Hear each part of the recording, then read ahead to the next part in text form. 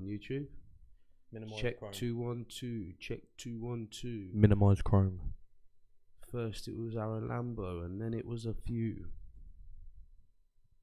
What the fuck was that? Don't know. What the fuck was that? That was my rapping. People's gonna watch this back anyway, so we're going live from now. When's it starting? Is it genuinely live? Yes. We're live. Okay. How are you doing today, Aarron Lambo? Sorry, I'm just doing my social media. This is your social media. Yeah, I'm doing my social media. My life is all social media. How are you today? You alright? I'm okay. What's the topic today? Which one we doing? Because we've got a range of topics we're talking about. You never guess what we're gonna go for. What? You know, it's gonna be out the box. Out of the box. What? Bodybuilding. We're doing that one first. Those of you that have that are tuned in to watch us, we've come up with a plan of action of what we're going to be doing over the next few weeks, and we've got a range of topics, and we don't want to do them in any particular order. From next week, we're going to start advertising them a week beforehand, and I just told Billy to pick one, so I generally didn't know we were talking about that one. That's what we're going for. I think I had an inkling because I put it up the other day on Instagram. Bodybuilding. What do you want to talk about? Bodybuilding. Bodybuilding. In general. Bodybuilding in general. You think it's changed? The whole industry has changed. You know, when I first got into bodybuilding, it wasn't fashionable. I believe bodybuilding now has become... What? What's wrong with Mike? A bit further away. Fucking hell, he's a bit What's wrong with sensitive. my breathing? Was that right? Right, thumbs up is good. Bodybuilding when I started wasn't fashionable. You know, you wanted to be a bodybuilder because you wanted to look different. You wanted to be, you know, that elite.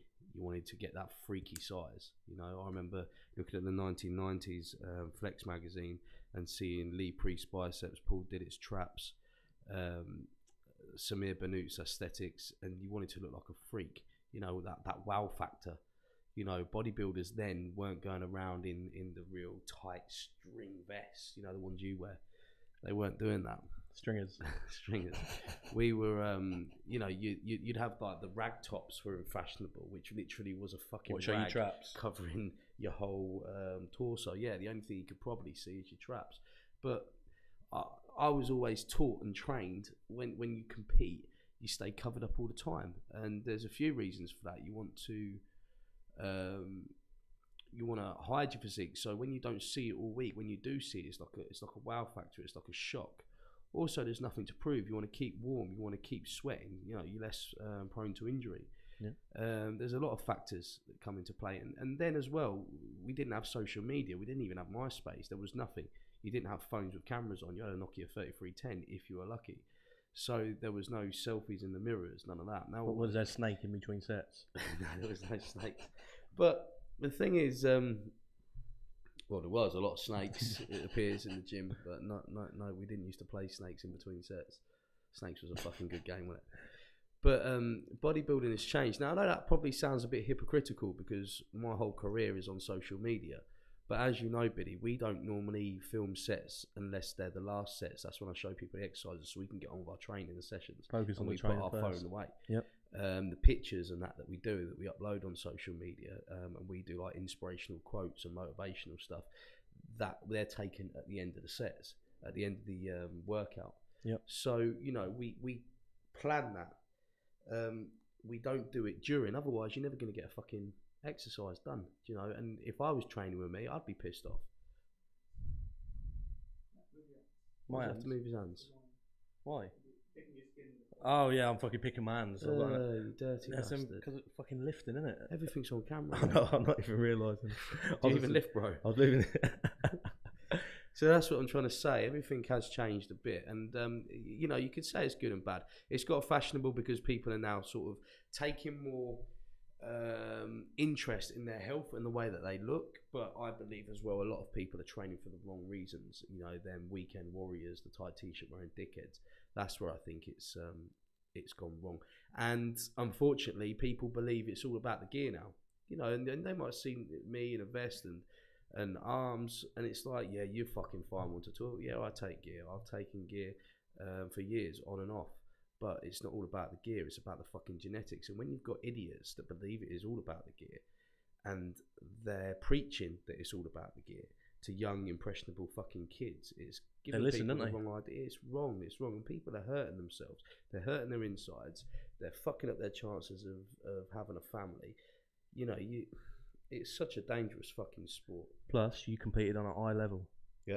So as an amateur, pro. Exactly, but you competed on a really high level. That's another thing that fucking irritates me. People think they can do one show and start doing diet plans. They can do one show and class themselves as a pro. Some people, to me, there's two fucking.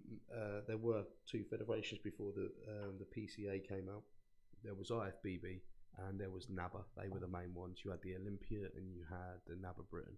Now you've got ABC, EDF, GHI, all these different fucking federations. The alphabet. Yeah, so there's like 6-7 British champions just in England. You don't know who a British champion. So basically, someone who can't really compete with the rest can go into a federation of a lower class and become a British champion and call himself British champion. He's not British champion. That isn't bodybuilding. I'm sorry, but bodybuilding is a competitive sport. If you're not fucking good enough, then you're not fucking good enough. If it was a bit corrupt your decision, you're in bodybuilding. That's fucking bodybuilding. Deal with it. I deal with politics. You know, there's plenty of decisions that I've been involved in that shouldn't have been fucking done. But you're aware that could happen. That happens in any sport. You hear it all the time within our industry. Yep. More so than any other fucking sport. And you're in a sport that you're taking part in that relies on people's opinions. It's not like a strongman competition where whoever does it the fastest win. It's not like a boxing where you can just knock him out and it's a clear fucking win. Yeah. This is bodybuilding. There's no knockout. Your opinion might be completely different to my opinion on somebody. And that's the way it goes. If you are that sensitive, you shouldn't be in bodybuilding. Don't fucking go on and moan about it. And yes, certain federations are corrupt. The UKBFF being the biggest. And the UKBFF, you hear it fucking year in, year out, people moaning about them, calling them corrupt, slagging them off online, yet they go and compete with them and give them money the following year. If you don't like them, don't fucking compete with them. Don't compete with them, lose, and then moan about them. That's bodybuilding. So, what would you have done if you didn't get into bodybuilding, do you think? What would you have ventured into? Did you have any interests as a young man, apart from... I couldn't really do much, to be honest. I was a very poorly child. So... you know what, I remember being at a young age, somebody told me when I was about 13, you never stick to anything, you're always changing your mind on things. And they were right, I never stuck to anything. I'd have an idea, I'll do something for a bit and always stop. Same with boxing, I was doing that on and off all the way through my teen years. I would join a boxing club, stay there for a few months, and then all of a sudden it will fizzle out. Then you watch Rocky with your mum and dad, and then before you know it, you're down the shop buying a gum shield. That was always the first step. Getting a gum shield. Yeah. Buying them cheap gloves, and then a punch bag will appear in the room, and then you have stages where that won't get used for a couple of months, but then you use it again. And I'd never stick to anything really. Bodybuilding was the only thing I ever stuck to. I remember I wasn't the biggest. I was a short, skinny little runt, quite mouthy. And I went to special schools, and when I went to one special school, it ended up being a bad behaved school, the last one. And I wasn't really bullied by the other kids, but I was always fighting, a lot of the time losing. I was always fighting, I was always giving it back. And I had this idea, great idea. If I get myself bigger, people wouldn't want to fight me. So that was my plan in life. Really? And it had the complete fucking opposite. You can fucking guarantee it. Attracted a lot more. Even throughout my years, when I went to prison, even all my years, and I did the doors for years, all different fucking towns. You can guarantee when it's kicking off, the biggest bastard fucking eyeballs you. 100%. Your mate will call you 2 o'clock in the morning, mate, I need help, I'm outnumbered 6 to 1. You fucking turn up. You back your mate up. You don't even say nothing. You just stand next to him. Guarantee it, they all fucking eyeball you. Yep. So what the fuck did I do? Or when you go out for a drink, they'll ask you for an arm wrestle or something. Yeah. Or if we're about to fucking get into a fight and we're about to lose, they hit me first. Why hit me first? Why not hit you first? Give me a little bit of a delay. Yeah. Do you know what I mean? But you can guarantee it. So that was the reason I went into bodybuilding, and I suppose it helped with my mindset. I mean, lifting weights, it releases endorphins in, you know, in your brain. It makes you feel better after your session. It's like them days where you can't be asked to train. Once you have had that right training session with the right person, maybe, you just feel incredible, you know. I mean, I'll tell you what, going on to it, your brother-in-law, Simon, who's no longer with us, the very last training session that we had the week before he died was an arm session, remember that? Mm-hmm. And I said to you that day, that was one of the best arm sessions I had. He was pissed off about something, you was pissed off about something, I was pissed off about something. We came in, started talking a load of shit, laughed, we trained, and we ended up doing drop sets after drop sets. We didn't count anything, we didn't count any reps, just fucking again, Simon, your turn, fucking again, another one. Never. And because I'm telling him not to give up, don't fucking give up. Out of pride, he doesn't want to give up. He wouldn't. And then he's doing the same to me. Then it was your turn, and we had such a session, and they're the ones. And then after that, you're like, feel better now. And then I think we went out and had food, and we all had a laugh, and we didn't even know what we were pissed off about in the first place. We forgot about individual problems, and that's bodybuilding. And bodybuilding, you know, it's more than just a good physique. For me, it was a community. I've never been accepted or anything, you know. In school, I was always fighting to the point I even got kicked out of school. Even preschool, I was very sick. So I'd never really had the time to socialise with other people. I never even went to schools with girls in. They all ended up being boys. So I never socialised. I never mixed. And when I ended up, when I got kicked out of school, my dad got me a job as a glass collector in a nightclub. And then I started making friends with the doorman. I had my Argos weights in my nan's house, and I was pumping them. And Concrete weights. Yeah. And I went to the New York bench, and I went to the gym with the doorman and trained with them. The first 2 times I went in there to meet them, I walked up there and got to the top of the stairs, and I walked out and made an excuse because I was too intimidated to go in. And then when I did go in there, I never looked back. It was just like, you're accepted. You're getting the piss taken out of you by men, but you know what? These men have respect for you because you're training with them. They could take the piss out of you, but no one else could. And then before you know it, you have this atmosphere. And I think that's where it's going wrong today. You go into these Fit for Less gyms, which they have good equipment. It's great fucking value for money. Yep. You can train there. I could have a decent session there.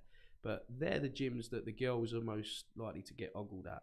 You know, your missus will end up being perved on, or the lads aren't really into their training. They're too busy taking selfies in the mirror. You go to a hardcore one-man business gym where the guy's been in it for years. He knows what he's talking about. You know, he's most probably competed. Hasn't he? Yeah, he doesn't talk. He doesn't fucking tolerate shit in his gym. He's quite strict. Yep. But you can guarantee there will be a sort of a band of men and women in there that all have a bond. They all have it's an atmosphere you can't really describe. The men are training with the women are given just as much back, but when they're training, they're fucking training hard. Yeah, you know, and that was the atmosphere. Bodybuilding for me was about being part of something, being part of a community, and then competing. Bodybuilding was also, for me, was also about how you conduct yourself. I realised after I competed in a few shows, when I started working for my best friend James Collier, I started to get to know a lot of pros, and I saw a lot of pros act like divas, you know. And I used to get very overprotective of James because he used to sponsor these people, and if I seen people taking a piss out of him, I used to go fucking mental. I remember one of the Body Powers, James was sponsoring a guy called Sean Joseph Tavernier, a pro. Now, I like Sean now, but at that time, Sean had a good physique, but he thought he was ahead of his time. I've got no issue with him now. I'll speak to him now. But I remember a situation where James had got them all hotels. James didn't have a lot of money. He was giving them a lot. They got their supplements for free. They got their clothing for free. He would pay for their travel to places. And he got them hotels. And I think, you know, when you have to leave your credit card just as proof of ID, and if you don't damage the room, and they won't give you, and they asked for Sean's credit card. He said, well, I thought the room had been booked. It had been booked, but they just wanted his credit card. They weren't going to charge him. Anyway, he was so pissed off about it. He was dieting. His testosterone levels are through the roof. I saw him outside in the Body Power event at the NEC on the stand just outside. And as I'm watching him poke James in the fucking chest. Fucking unacceptable. I'm a fucking pro. And I lost it. I fucking went straight up there. I told him I was going to smack him in the fucking mouth. That's my best friend. You don't fucking speak to him, mate. Who the fuck do you think you are? And James just looked, and he wouldn't even look at me. And James was looking at me going, Aarron, I'll deal with this. Go over there. I'll deal with it. And I'm like, so I've stepped back and I've had to allow this person to speak to my best friend. This person that has saved my life. I'm going on a journey because of this person. You know, me and Kirsty could pay our bills because of this person. I'm having to watch him get spoken to like a piece of shit, and that really fucking bit me. But after that, me and Sean got on all right. Yep. And we spoke about it, and we say hello now. But from that moment and working with James, my point is, I realise there's a lot more than having a great physique that makes a pro bodybuilder. And I've certainly learned that from hanging around and becoming real close friends, and you as well, becoming real close friends with Lee Priest. Yeah. It's about attitude and about how you conduct yourself. You can have the best physique in the world and lose on stage because of your posing. You can lose because of your attitude. You can lose because of how you treat your fans. You know, you cannot be like, it's a range of things. You have to have a great physique. You have to be marketable. Yep. Yeah. You have to be willing to be different from the rest. You have to be likable. You have to have a great attitude, a positive attitude. You have to be inspiring, you know, to the young generation. Yep. And that is why Flex Lewis does as well as he does. There are other physiques to rival Flex. Flex has a fucking incredible physique. There's been times where he's still winning. He's fucking he hasn't blown people away. He blows people away fucking regularly. But there have been times, I'm sure Flex would admit it, where it's been close between him and the competitor. Mm-hmm. But it always angles towards Flex because he has what he's created, fucking components to make this fucking machine, which is what he is. And you must remember, if you want to be a pro bodybuilder, you want to be better than the rest, it takes more than a fucking good physique to be a pro. Also, you've got to realise, you know, genetics. I could never compete. Well, I competed with Flex Lewis, but I know I could never be Mr. Olympia, right? So you have to make a decision with yourself. Do you want to be a shit pro or a great amateur? Because if you become a shit pro, it's an expensive sport. The only top 5, top 10 maybe in the world actually earn money out of it. So you've got to think logical. You can earn money by being a great pro, a great amateur, but being very marketable. Yep. And you can take that route. Me personally, I want to get paid. Or you can chase a dream that really is never going to happen, and you need to be real with yourself. You know, you can listen to the bullshit from others, people telling you, oh, you can do this, you can do that, yeah, work on this, work on that. Well, they're not the ones judging you on the day. And the one or two that are judging you on the day, they really, whatever they're telling you to do happens to be benefiting them in some way. Come to my gym, I'll train you, come to my posing classes, come to this. Yep. Before you know it, you're just throwing money out and money out and money out, chasing a dream that's never going to happen. And you have to be real with yourself. So remember, if you want to go down that yellow brick road and you want to become the best of the best, you need genetics. That's fucking number one. And then you need a positive attitude. That's number 2. And you need to have your wits about you. And then, you know, that's when you work on what's going to make you different to others. You need to be marketable, so on and so forth, so on and so forth. And if you're not going to be a great pro, and you haven't got them genetics, and you realise that early on, that doesn't necessarily mean that the bodybuilding and fitness industry isn't for you. Sit back, work out what you're good at, and think, right, you know what, I'm going to make money out of doing this, or I'm going to make a name out of myself for doing this. Look at Justin from Reps Gym in Ireland. He's a great friend of ours. Justin and Emma own Reps Gym in Ireland. And Emma is never going to be Miss Olympia. Justin is never going to be Mr. Olympia. No. But they have fucking great physiques, right? They're great amateurs. Definitely. And they are so knowledgeable with dieting, so knowledgeable with helping people, helping them compete, helping people with genetics, like... I forget how to pronounce her name. Avia? I don't know how to pronounce her name, so that's me. She's got phenomenal genetics. She could be a fucking pro. Yeah. They're great at taking somebody like that to push them towards their potential. They're also great at taking people with not so good genetics, just average people, achieve goals that maybe they thought they would never be able to achieve. Yep. People like Justin and Emma, you know, have that skill, and they have a business together out of it, and they do fucking well out of it. One of the best gyms in Ireland, isn't it? It is the Easy. fucking best gym in Ireland. Best gym I've ever fucking been to in Ireland. That's like our second home. I love training there. But do you see what I mean? Sometimes you have to sit outside the box. Justin loves bodybuilding. Justin's got a fucking great physique, right? Yep. But he knows, right, I'm never going to be able to compete next to Phil Heath. But what can I do? I know, I want a gym. I've always wanted a gym. You meet Sam, like, yeah, let's have a gym together. They open a gym. What else can we do? I don't just want to be a gym, just like I didn't just want to be a gym. I want to expand. I want to make my mark on the sport. I want to help people change their lives. I love competing. Okay, let's help people compete. I've got a skill, so charge for it. And that's how they built this business, and that's how you've got to really think. You know, you've got to think about what you're good at. Yep. Maybe you're a chef. Maybe you trained as a chef. Maybe you've seen a potential or, you know, a little window in the industry where you can maybe change something. I can make that, and I can make it healthy, and I can make it taste better. It could be anything in the fucking industry. You just got to think of your little niche. You know, my niche, I've got a drawing on my face, and I talk a lot of shit. I found my calling in life. And good supplements. And I'm good at it. Good supplements too. Well, the thing is, I worked out very quickly how to do our supplements different from the rest, from when it was alleged that I had that steroid lab, the biggest in England, I might add. Allegedly. Or UK, actually. Allegedly, yeah, Chemical Solutions. Allegedly.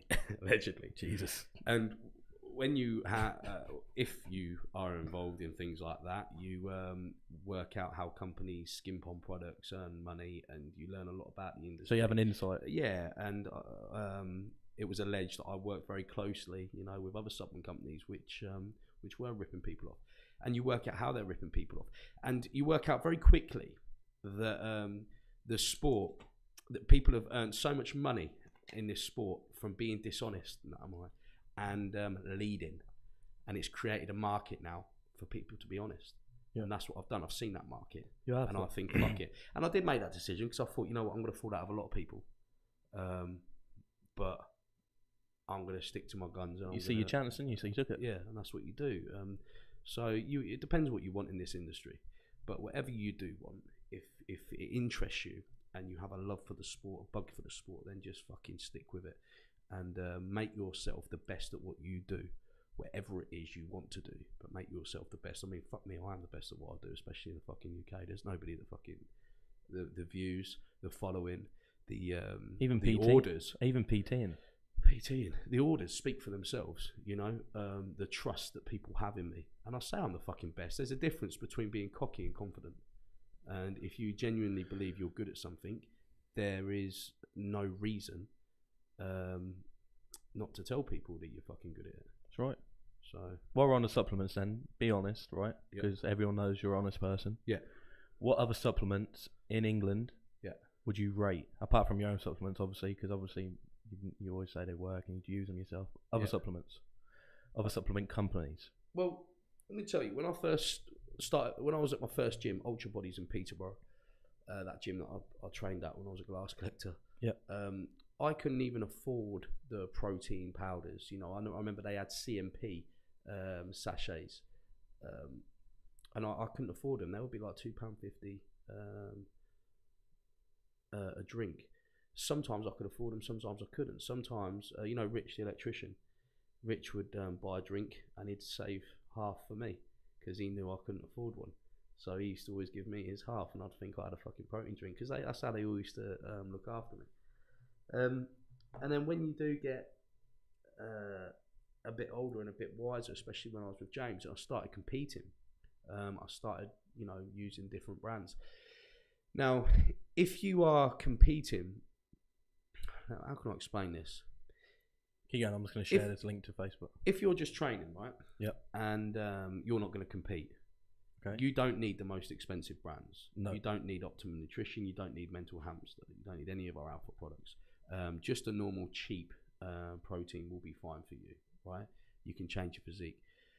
If you are competing or if you are going to certain goals, then it needs to be more specific, okay? And that's where the quality, that's where the hydrolyzed protein, that's where everything like that comes into play. Yep. Now, the supplements that I rate and that I've used, and I would still use now, I've just been too lazy to go and fucking buy them because, let's be honest, some weeks I don't even train. Yeah. And some weeks I get to train once or twice. Diamatize were good. The Extend BCAAs, they were fucking. I love them. I really do. That's probably my favourite BCAA drink to date. Extend. They do like apple flavour. It's like a quite a tall little slim pot. Yeah. Gaspari was good. Gaspari Nutrition. Okay. What else? Rich Piana, All Day You May. Yep. I like that.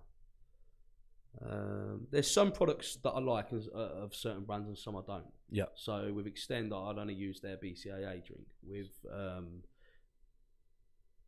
5%, you know, I only really like the All Day You May one. I'm not really into the real foods and all of that stuff. So I'm, you know, I know what works for me, and I know what I like, and that's CMP. They were good. But then they got brought out after that. I'm not really confident in their products now, but when Kerry K's owned it, certainly that was fucking one of the best, if not the best. So, and Optimum's another good one. Optimum, yeah. Yeah. So they're good ones that that I would use. What I wouldn't use is My Protein, bulk powders, the one-man businesses that think they can just go to they go to the fucking idiots that have never competed before, that go to these fucking dairy companies and pay for them to make up a protein powder and put their label on them. I wouldn't. No effort. I know nothing put into it. No, because there's nothing in there that's going to benefit you. All it is made up of soy whey and a lot of shit fillers. Basically, there's nothing to take care of you. You know, things like Optimum or Mental Hamster. In our protein, we have digestive enzymes, because you know when you try a new protein, you end up, people say, oh, that protein don't agree with me, I've ended up farting, I end up with the shits. Yep. All protein is not going to agree with you. It takes at least between 1 and 2 weeks, depending on the body type, for you to get used to it. What you can do is you can make it easier on your insides by adding things like digestive enzymes in it, and the shit quality proteins do not have that. There are even some makes out there that that say they've got digestive enzymes in it and don't put digestive enzymes in it. That's the reason why our protein is what it is. We do not put added fillers in it to help react with other flavors. We can bring out loads of different fancy flavors. We do not put added fillers in it. We do not put added creatine in it. We put creatine in it, but we tell you the grammage of creatine. What other companies do, they put added creatine in it. Why? Because creatine is classed as a protein. They can up the protein content on the label. You know, there's a lot of little tricks. It's misleading, but it's legal. Yeah, it is legal. USN is a fucking bad one for it, believe it or not, and they're a massive company. So no, I wouldn't use USN. My Protein were on the watchdog. I remember it must have been about 6 years ago now. That they were selling their stuff underdosed and underweight. People were weighing their bags. In fact, if you got My Protein now and it hasn't been open and it's unopened, go and put it on the scales, but it'll be underweight. And what they also tend to do, a lot of companies, is if something is 500 grams, that would normally include the weight of the tub. Okay. That won't actually be the content of the tub, whereas ours will be the content of the tub. And of course, there's loads of little tricks that I've learned along the way and that I could do with us. But the thing is, James told me there's no point in being greedy if you're earning enough money. You can make it even more money just by being honest and making it, more pure. Keeping the quality. Yeah, and keeping the quality. Exactly. So, and that's the way we've always gone. We get so many companies now, and you can imagine, well, you've seen it yourself, that have contacted us because of the following that we have is so immense. Companies are falling over themselves because they want to make our stuff for us. Especially these dairy companies, they want to make our stuff for us. I get people contacting me. I've got my own pharmaceutical company. Would like to do your fat burners for you. Would like to do this. Would like to do that. We could beat any price. I'm sure you could. The thing is, we make it ourselves. People say, oh, why don't you show us the warehouse then? Why don't you show us your factory? Listen, when I say we make it ourselves, we do not make it in the Alpha Training Centre in Kettering. That is our distribution centre, that is my gym, and that is my office space. What I'm saying is, we have machines that we own, I own, me and Harry own. We have one person that's a fucking geek that we keep chained in a fucking basement, one of them real scientific-y fucking people that has no life. We just feed him fucking dog biscuits every now and then, give him a bit of paper of what we want him to make. Somehow Basically, he's a happens. fucking genius, and he only makes supplements for us. He doesn't make them for anybody else. So to me, that's us making them in-house. Okay, I tell him what I want. I tell him what I want to achieve. The Alpha 85s I designed, and it's how you make them a certain way. That is what makes them different to other fat burners. You can try and copy the label, but you'll never copy the A5. It's not going to happen. It ain't going to happen. It's because of what we do and how we make them. And we do that with all of our products, and all of our products are made in this factory. I'm not going to tell people where it is. I'm not going to film where it is, because I don't want people knowing where it is. In fact, the labelling actually gets done in a separate room in the factory. So there's 2 employees that work in this factory that actually don't realise that they're working for Alpha Mental Hamster. They don't realise that. They don't know what company it is, because we don't want that, because I'm tired of putting my trust into people that end up breaking that trust, and that could happen with anything. You can end up having break-ins. It could cause a problem with neighbours. It could cause a problem with the people that don't like you, and we have a lot. So I keep that very fucking secret. But that's what makes us different from the rest. We do have our own factory. We do have our own fucking mental science person, and yeah, I do use other products sometimes, or would use. He's probably studying now, fucking creating something else. He is, because I've given him a job to do. I already have. It's these fucking capsules I'm on at the minute that's putting on fucking size. Making you I haven't look died yet. like a fucking horse. Yeah, pretty much. I'm hungry actually. As well. But yeah, we'll eat after this. But what other things can I ask you about bodybuilding? What you're asking me is some of the questions, obviously. Some of the main questions, what people obviously want me to cover or want to know. Yeah. What inspired you to get into bodybuilding? What was one of the main reasons? I know you've answered it before, but what is one of the main reasons for you to get into bodybuilding, or who inspired you, or what inspired you? I'll tell you who inspired me. First was my brother-in-law Chris. Before anybody actually, he had before I got sent away in care to them boarding schools. He used to give me a backie on his push bike and take me to his little 1-bedroom bed sit.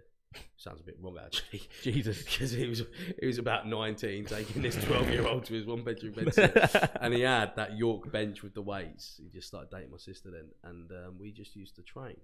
And it would be after that, oh fuck hell, they're grown.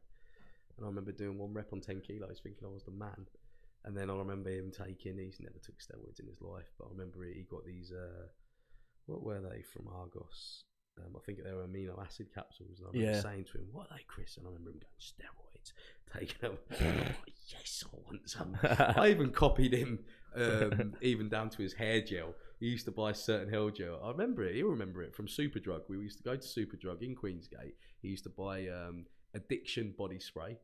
And he used to buy this certain brand of hair gel, right? And it used to come up to exactly £5, and that was all my pocket money that I had was £5. So I used to walk around, he'd get it, and I'd get it exactly the same. And that went on for fucking ages. But he was the one that inspired me, and I thought he was Van Damme's double. You should have seen a picture of him when he was younger. Really? I'll tell you something else. I mean, obviously Arnold was a big inspiration as well, watching movies, but Van Damme was a big inspiration to me as well. I used to think he was the biggest man on the planet. I was like, wow. Yeah. I used to have arguments in kids. I'd be like, no, Arnold is. I'd be like, no, Van Damme is. Van Damme is the size of Arnold, but he can fight. Yeah, Van Damme was. That was probably the same time I used to tell kids in the playground that Frank Bruno was my dad. I genuinely did. Frank Bruno? Yeah, because I didn't have a dad. I didn't know my dad until I was about 12. You could have picked someone else. And someone said, well, who's your dad then if you've got a dad? Because I didn't have a dad. And I was like, I have got a dad. Like, who is it then? And the first thing that come to my head, and I know why, because I remember the day, it was fucking because Frank Bruno was all over the telly fighting Mike Tyson, right? So it was a big thing. And I'm like, who is it then if you've got a dad? And I just went, Frank Bruno! And everyone just like looking at me. Didn't really think that one through. You didn't think that one through, It mate. is! I don't know what to say about that. Yeah, that was about the same time. Well, always. turns out he's not your dad. No, yeah, Frank Bruno is not my dad. There's factual information for you. All right. Obviously we're with you all the time. We know what you eat. Yeah. You eat shit, right? I do, yeah. I don't think I've seen you eat clean for the past 3 weeks. Probably you've had one, probably chicken breast or something. I don't I know. haven't seen me eat clean for 2 years. Yeah, but But you generally like, I don't know, have a little snack or something. What, I don't know, Yeah, protein Big bar. Macs, Or, crisps. I don't know. But how do you stay in shape? People want to know. Genetics. The thing is, I've been training for 18 years now. So I've created this fucking shape, and I think if you've been training that long, intensely as well, And you don't do cardio. I don't do cardio. You do drop sets. I know you do that. I do drop set. I think the fat sort of sits on top of the muscle. I don't know. I've got incredible genetics, but I know if I was to compete in 3 months' time and I started dieting tomorrow, I know I could change my physique around within 2 weeks. Literally, bang, fucking abs a lot because I know what to do. Yeah. So I sort of enjoy my life now. When I very first started bodybuilding, everybody goes through that bigorexia stage. Where you start getting a physique and you feel the tighter the clothes, the more you're going to show off muscle. And when you're not on the gear, or when you're not training, or when your head's in another place, you feel like you've lost your gains. But actually, people are still coming up to you going, "Oh, man, you're big, because you are the biggest. You are bigger than the average person." You've got to realise that. All of the time and effort you put into the gym is not going to change into fat just overnight. Yeah, you've got to realise that. But it gets to your head. Yeah, you think you're fat, you're not. You don't see what other people see. And I don't know. I think it was when I come out of prison, or when I was in prison, I sort of had to deal with that because I didn't want to take gear. I got offered it in jail, but I didn't want to put something in my mouth that would up someone else's ass. I just went 2 years, 3 months, fucking without it and training when I could. That's when I wrote my very first ever training article, which got published. Training in prison on muscletalk.co.uk, and I developed my own way of training in prison when I didn't get to the gym, using my kit bag, going through my routines, and I realised that you could keep a physique. You can do what you do. So I went into Steve's. Bless you. That wasn't very professional, was it? Everything's unedited here. As you can see. Edit that out, Ed. People will be licking their screens. I need them genetics. I might get again. But when I do train, and I do get to train, I might do 10 reps of something and I think, oh, fucking hell, I'm feeling it now. You know what, I'm going to do another 5. I'm going to push myself. Because I know if I do them extra 5, I know at the end of my session, when I've maxed out on them sets and I've trained hard, my shit session is better than somebody's average session. Yeah, every time. Yeah, and I've always kept that mentality. So if I end up having a week off or 2 weeks off where I don't get to train, I don't lose any fucking size. You've got to realise rest is where you're going to gain as well. People don't realise that. No, and when I go out, I'll have steak and chips. I'll have a fucking ice cream. I will have my oats in the morning. I can have my oats in the evening. It's all about sort of. It's a lifestyle. This is what I mean about it being fashionable and about what bodybuilding is. Real bodybuilding is a life choice. It's a lifestyle. Life. That means life. Just like brushing your teeth in the morning. It's life. Yeah. If you're not willing to dedicate your life to that sport, you're never going to be good at it. Now, I've dedicated my life to it. That doesn't necessarily mean I've dedicated my life to competing. I've dedicated my life to that industry, to learn. And I've trained myself to do things like second nature to me now, right? So whereas it would be effort for somebody like my brother Harry, it's not effort for me. I enjoy certain things now, or now I feel like shit if I don't do certain things, so I make sure I do certain things. It's a lifestyle, a life choice, and that's bodybuilding. That's pretty good. Well, on that note, I think we can wrap up. You can let wrap the people. Up. Why are we banging? What? Huh? What do you mean? No, don't say that. It could be kids watching, mate. What? Because there's going to be people. They're going to know what wrap up means. If there's kids, if you're 16 years old, I'm not on about 16. Wrapping up means it could be 12-year-olds, mate. Actually, yeah, it's good to do that. Yeah. Always wrap up. There's going to be people watching this. Obviously, what's been always posted on the channel. When's the next podcast going to be? You what? The next podcast is going to be the next podcast is going to be next week, next Thursday. A week today at the same time. I don't know what we're going to cover. We'll probably cover mental health or something next week. Yep, we'll see how this is, but it's going to be every week now. So something for people who... Hopefully this has been quite informative. Yeah, so people's going to watch it back. I think so. I think it's been pretty good. On that note, Alpha Trainer, baby.